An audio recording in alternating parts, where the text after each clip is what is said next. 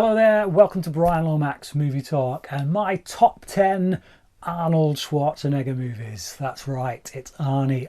Yes, this was Cody Leach's idea. He was doing a top 10 on Arnie, and me and Christopher Durbin saw his advertisement, so to speak, for it, and we were like, yes, we want some of that bad boy. We are in on that action. I said that mostly because I've been meaning to do a top 10 Arnie for quite some time, to be honest. So yes, why not team together and do it? So if you haven't already seen them, go and check out Cody Leach's top 10 and then go and check out Durbania's top 10. But yes, this is mine. And traditionally, we start with the worst and work our way to the best. I like every film on this list. You know, it's a top 10, not a complete ranking of his whole career. So yes, it just so happens he has 10 pretty good movies. And we'll start with number 10. At number 10, we've got Last Action Hero. I disliked this film for so long because it stole Jurassic Park away from me. So basically, I went to see this film with a group of friends. And the reason we chose this film is because all of my friends had already seen Jurassic Park. I didn't get to see it. I never got to see Jurassic Park at the cinema. I only got to see it on video and on TV and whatnot. But yeah, when it came out at the cinema, that was the big release. I think Last Action Hero came out the week after or a couple of weeks after, certainly in the UK at any rate. And because they'd seen Jurassic Park, I ended up seeing this. And I think because of that, I just kind of sat there with my arms folded in a bit of a huff, looking for things to criticise and blah-de-blah-de-blah. Didn't really like it that much.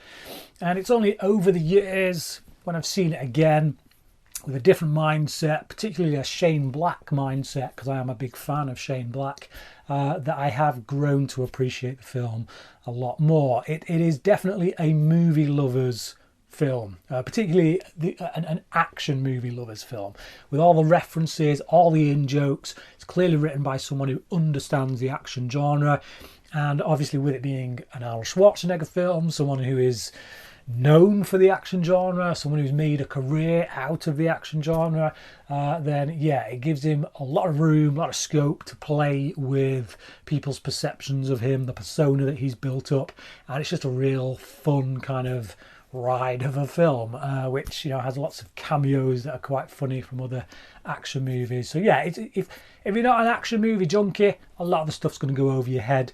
If you are an action movie junkie, which I am, then you're going to appreciate this, I think. Number 9 is Commando. This is kind of grade A 80s stereotypical Arnie kind of stuff. This is the kind of movie Arnie is known for. It's the kind of movie you think of when you think about Arnie. It's like the peak of his career when, yeah, it's just big action, big stunts, ridiculous storyline, you know, very simplistic plot, but kind of overblown. All, you know, the characters are overblown. The things that he does are overblown. It's nonsense. It's absolute nonsense. And it's all the more fun because of it. I would say that it hasn't aged particularly well in some of the action sequence department. You know, there are a few stunts and explosions and things like that look a bit TV movie now by today's standards.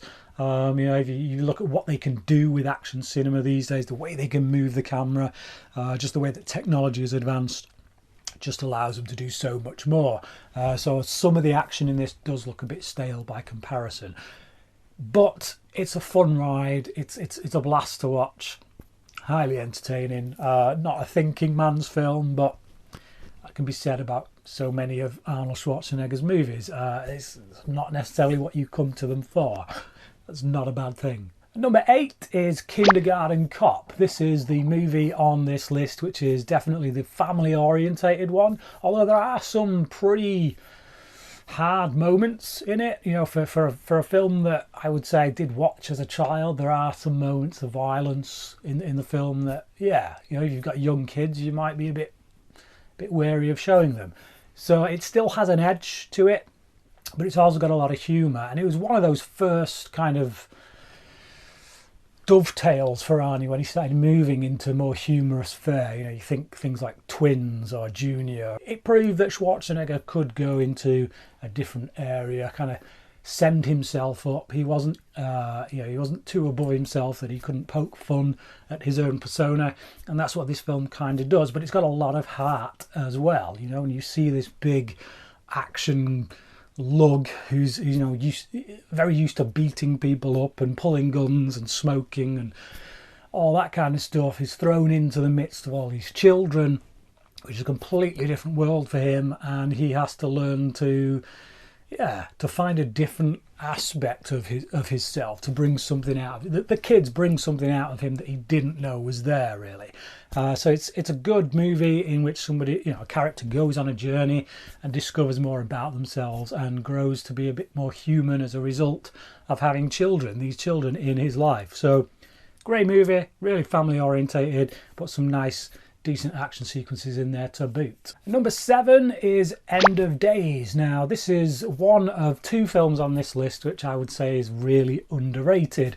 When most people think of Arnie movies, I don't hear a right lot of them bringing End of Days up. For me, it's a really great movie though. It's all about faith, and it's obviously that's something that I'm very much geared towards, but it's an action, it's a faith-driven movie wrapped up in an action/horror kind of vibe, and it's really all about how all the man-made theatrics, the weapons that we can invent and whatnot, can never be enough to defeat true evil, and then actually sometimes you've just got to get on your knees and pray, which obviously that speaks to me being a person of faith. And I love the ending where he basically has to lay down his arms. He's thrown everything at the devil, he thinks he's going to take him out with guns and all this lot. And in the end, it's just about getting on your knees and praying to the one who can actually do something about it. So, I love the film for that reason. I do also think that Peter Hyams is an underrated director. He's a man who shoots a lot of his own films. He's the DP on a lot of his own films. He edits a lot of his own films. This is a one-man movie making machine, and he's made some really great movies. Very underrated director, very underrated film. A bit more hard-hitting kind of performance from Schwarzenegger. He plays this man who's very suicidal. He's come to the end of his tether. He doesn't really have much of a reason to go on, and it's kind of this journey of faith, of interacting with these spiritual beings and supernatural phenomena that kind of gives him a reason again to live and come back to a place of humanity. So a bit deeper, I think, than most of Arnie's work, and all the better for it, I would say. So yeah, End of Days, if you've not seen it, do check it out. Highly underrated. Number 6 is Total Recall. This is a film that I had very clear memories of as a child. It was one of the first 18s I'd seen. I think it was an 18. But anyway, Paul Verhoeven, a man of extremes, the guy who brought us Basic Instinct and Starship Troopers and RoboCop. He is, definitely a director who isn't subtle in his filmmaking, but that's kind of one of his charms. It's a really good film. It's a great sci-fi concept, and I think Sharon Stone in it is great as well. She plays this wife who's, is she a good guy? Is she really a bad guy? And I like the way, her character goes and whatnot. And it's just fun seeing this man who can't trust anything that he's seeing or his memories, because they could be implanted. It's like he can't even trust his own memories. That's the whole concept of this thing. And so going on the journey with this guy, trying to figure out what's real, what isn't, is a good time. Like I say, there's a lot of real great visuals in it. Some really good production design. It's just, again, I think it's 90. This film, I think it's 1990. I don't think it's quite 80s, but it's definitely at that tipping point between decades, and it's great. It's a really good ride. As a sci-fi fan, I love it. I'm not as down on the remake as most people. I actually quite like the remake, but I do think this one is better marginally. Well, not marginally. It is better, but I still like the remake. Number 5 for me is what I think is the most underrated movie on this list. I know I said it, End of Days was one of 2. This is the other one. I think this is the most underrated because it only has a score of 2.8 on Letterboxd, which I think is ridiculous. And that is Terminator Dark Fate. Now I know this is the point in the video which a lot of people out there will be switching off, and I will be getting a load of comments underneath saying, you don't know what you're talking about, you're not an action movie fan, you're not a Terminator fan, you're not an Arnie fan. Whatever, subjective opinion, but I do think Terminator Dark Fate was highly underrated. I wish more people had gone to see it. It's such a shame. It's the best Terminator film since T2. For me, it is Terminator 3, or the film that Terminator 3 should have been. How anyone can say that Terminator 3 Rise of the Machines is better than this, I have absolutely no idea. A lot of criticism that's thrown at this film is it's all woke, it's all like, woke culture. No, go back to Terminator 1 and 2, you could say the same thing about those 2 films if they were made today. The Terminator franchise is a franchise that has always favoured women, that has always pushed a female-centric action hero to the fore, so it's just, if there's a franchise to do that in, it's this one. I don't see it as woke, and I don't find that in this film male characters are undercut for the sake of putting the female characters up on a pedestal. You think of the brother character in this, of the main character. He sacrifices himself to save her. He's very proactive. He gets he gets stuck in. So it's not. Yeah, I don't see this film as woke. It got attacked for that. I just think everyone just does that nowadays. You can't even have a strong female character in any film without someone going woke, woke, woke. Just get over yourselves. It's a good film, really great action. I liked what they did with Arnie's character in it, with the Terminator in it. Something slightly different, but it made sense. This is a guy whose mission has been completed. What does he do with his life? Where do you go? If you have a specific thing in your life that you have to do, that is your mission from God, so to speak, your sole reason, your sole purpose for existing, and you achieve it. What do you do after that? If you're not able to kill yourself, if your programming prohibits you from killing yourself, what do you do with that? You have to find purpose. You have to learn, which is what Arnie's Terminator in this film does. So I like that journey. I like that character shift. I think it was an interesting route to go. And I'm really sorry that they didn't get to continue, because for me personally, it put the Terminator franchise back on track. Number 4 is True Lies. This is just a really entertaining and often quite funny action film in which the action sequences themselves are brilliantly executed. They look amazing. The action in it is really well shot and staged. It's got a lot of oomph behind it, a lot of impact, because it's James Cameron, and James Cameron doesn't do things by heart. He knows how to shoot an action sequence. He knows how to give it that oomph, and yeah, he does it, and he puts it within a spy genre movie. It's essentially James Bond, but with much bigger muscles and maybe less subtlety. I really like it. It's absolutely brilliant. I loved Tia Carrere in it as well when it came out. Her career kind of just disappeared down the toilet for some reason after this, but I thought she made a really good villain in it. I loved Jamie Lee Curtis in it. Some really great sequences, like when she's having to do the dance because she's thinking that she's been sent undercover. I think a lot of people would say that those elements of the story kind of sidetrack. It's like it goes off on weird tangents, but I like it. Those tangents are very entertaining, and they feed into this storyline of what is essentially a family drama. That's the cut and thrust of it. It's a family drama. It's about a marriage that is on the rocks, and it's only once these two people truly get to know each other that they can be honest with each other, and then their marriage can thrive and go forward. So yeah, all the stuff with Arnie kind of tricking his wife and getting her to do stuff without her knowing, and then the moment when she finds out, highly entertaining, really great stuff. Yeah, and just brilliantly choreographed action sequences. The Harrier jump jet set piece at the end, absolutely fantastic. It's just, yeah, like I say, no one makes an action movie like Cameron. It's just something magical about what he does with the camera and with the practical effects when he's constructing an action sequence. And yeah, there's no different here. And number 3 is Predator. This was one of the first videos that I ever rented. I think I was about 8 or 9 years old.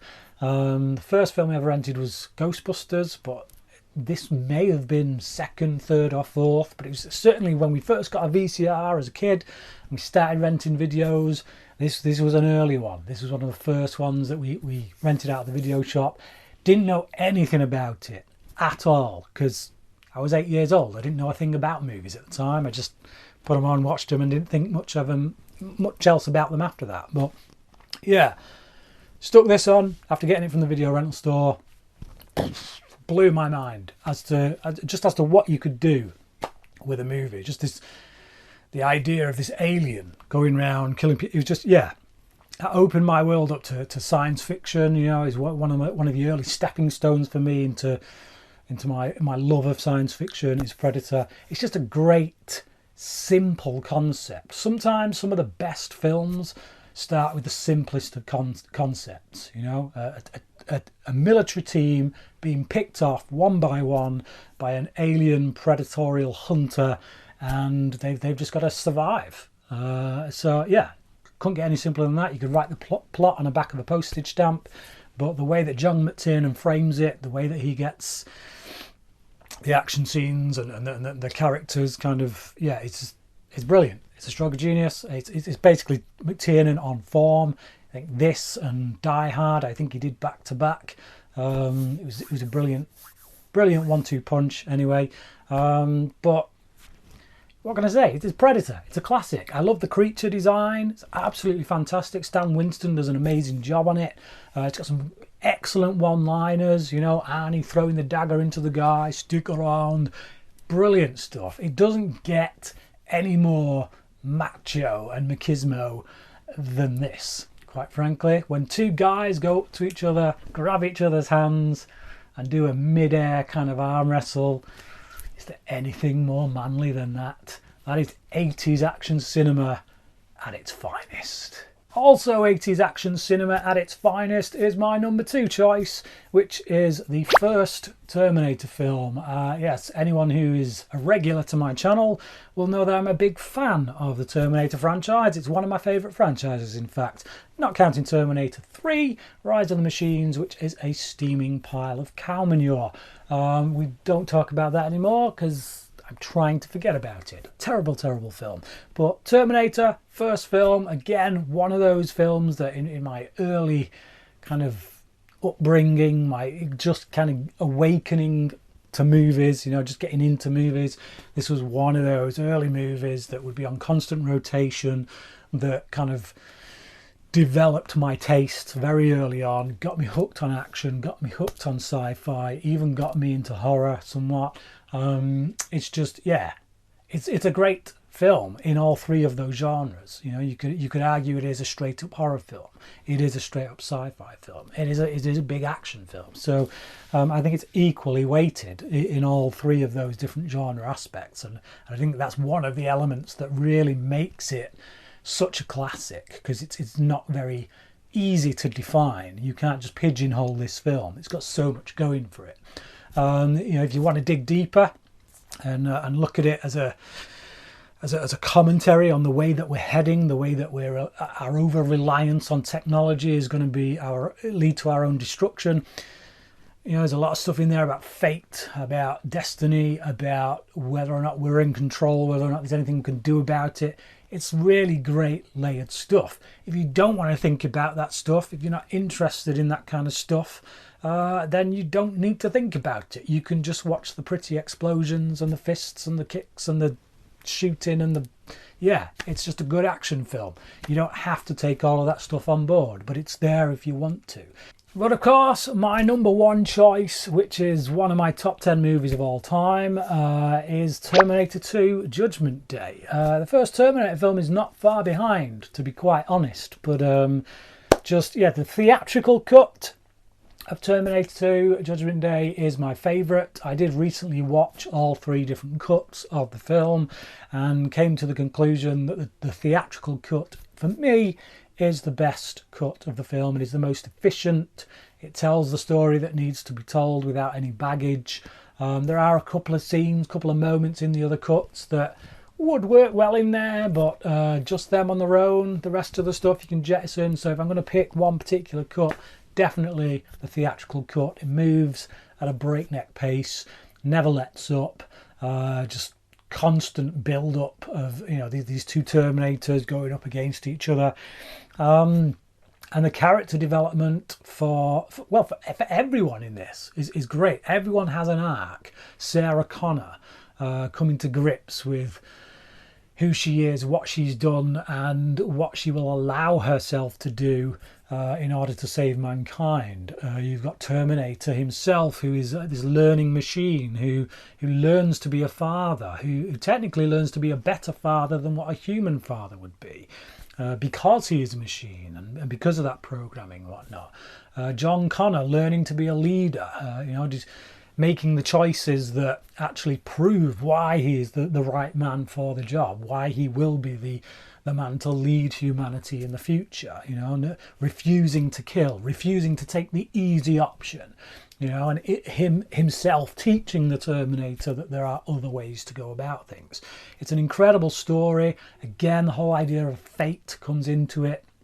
I did do a video essay on this over on my other channel, the Movie Evangelist. I've done a video essay on Terminator 2, which delves into the idea of fate and how the film deals with that, and also themes of fatherhood which run throughout the film.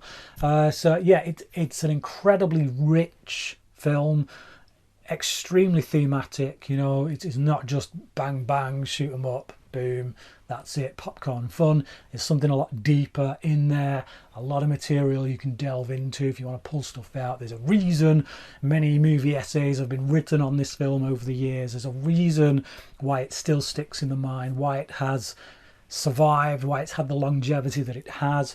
But on top of those, fundamental kind of reasons of thematic things and things you can draw out of it, it's just a damn good action film. When you do get to those explosions, when you do get to the special effects and stuff, again, this being Cameron, he knows how to do it. He knows how to frame it. He knows how to shoot it. He knows how to use the practical stuff with the mix of CGI. It's filmmaking at its finest. There's literally nothing I can critique about the film from a negative standpoint. Terminator 2 for me is a perfect film. This coming from a guy who says there is no such thing as a perfect film, I do think if you look hard enough, you will find something in Terminator 2 to criticise, to whatever. But I don't want to. I have too much fun. I love the film so much. Why would I look for something to try and tear down when I get so much enjoyment from this film? So yeah, Terminator 2 Judgment Day, my number one by a good long shot, I would say. Like I say, one of my favourite movies of all time, in my top 10. But that's it. That's my top 10. What are your top 10? Please leave your lists down below. Let me know which ones of mine you strongly disagree with, which ones of mine you strongly agree with. Do try to keep it civil. Remember, this is just subjective opinion, and once you've checked out this video, once you've finished, if you've got to this point, fair play to you, thank you for watching. But if you haven't already, do head on over to Durbania's channel, watch his top 10, and just knock my phone off. I'll leave that one in for free, as Luke from Razor Wire Reviews would say. Go over to Cody Leach's, check his top 10 out as well. Thank you for watching this video, and until next time, crack in.